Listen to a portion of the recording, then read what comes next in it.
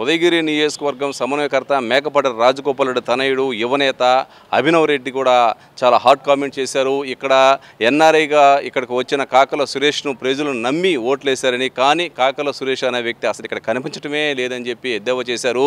ఖచ్చితంగా ఈసారి ఎన్నికల్లో ఇక్కడ భారీ మెజారిటీతో 1,00,000 మెజారిటీ పైగా ఇటు వైసీపీ గెలుస్తుందని చెప్పి అభినవ్ రెడ్డి చెప్పారు.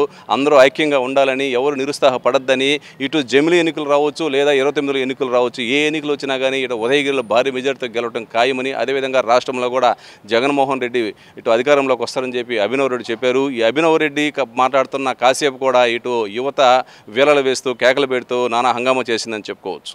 ఈ 15 నెలల్లో ఈ ఉన్న గవర్నమెంట్కి ఇంత షార్ట్ పీరియడ్లో ఇంత దరిద్రమైన పేరు నేను ఎప్పుడు బహుశా చూడలేదు. ఇప్పుడు అంటే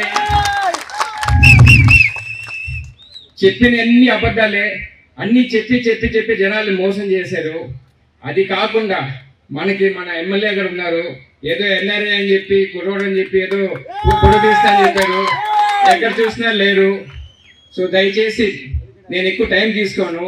దయచేసి మీ అందరి నుంచి ఒకటే కోరుకుంటున్నాను, అందరూ ఓపికగా ఉండండి. 3 సంవత్సరాలు తొందరలోనే వస్తుంది, ఎలక్షన్స్ తొందరలోనే వస్తాయి. తర్వాత ఇంకోటి, మన క్యాడర్ అందరూ ఓపికగా యూనిటీగా ఉండాలి. ఎందుకంటే మనం యూనిటీగా ఉంటేనే అదే మన స్ట్రెంగ్త్. సో దయచేసి ఎక్కడ మన క్యాడర్ మాత్రం అదే మన స్ట్రెంగ్త్ అది. సో దయచేసి ఓపిక ఉందాము, వెయిట్ చేద్దాము, మన టైం మనకు వస్తుంది. జై జగన్.